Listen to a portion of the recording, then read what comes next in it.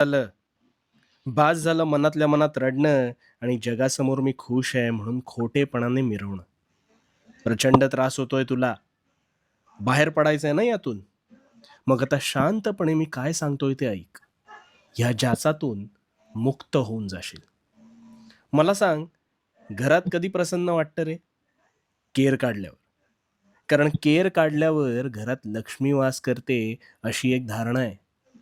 पण मग हाच कचरा जर तू साठवत नेलास, तर घरात दुर्गंधी पसरेल आणि मग काही दिवसात ह्याच दुर्गंधीने घरात रोगराई पसरू शकते.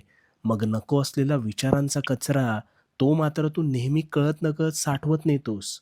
ज्याची मुळं तुझ्या मनात घट्ट घर करून बसतात आणि मानसिक स्वास्थ्य बिघडवतात. पण मग या विचारांना मानसन्मान कोण देतं रे? मला सांग ना कोण देतं? तूच ना.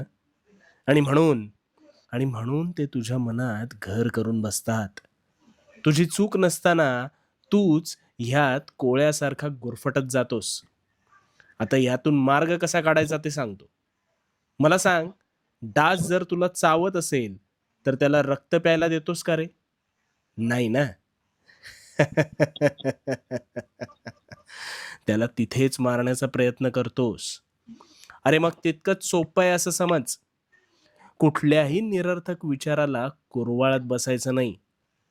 कुणीही काही मनाविरुद्ध बोललं, खटकेलंसं वागलं, तर ते बोलून मोकळे होतात. तू मात्र त्याच विचारांनी रडत बसतोस, स्वतःला कोसत बसतोस. हे बघ, जे बोलायचंय ते बोलणार, जे राहायचंय ते कसेही राहणार आणि जे आपले नाहीत ते कसेही जाणार.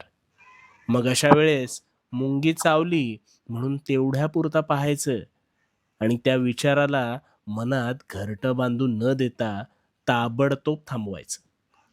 स्वतःसाठी थोडंसं बेफिकीर व्हायचं आणि सगळ्यांचा समाचार घ्यायला मी आहे ना, त्यामुळे भिवू नकोस. भिवू नकोस कारण मी तुझ्या पाठीशी आहे. भिवू नकोस. मी तुझ्या पाठीशी आहे.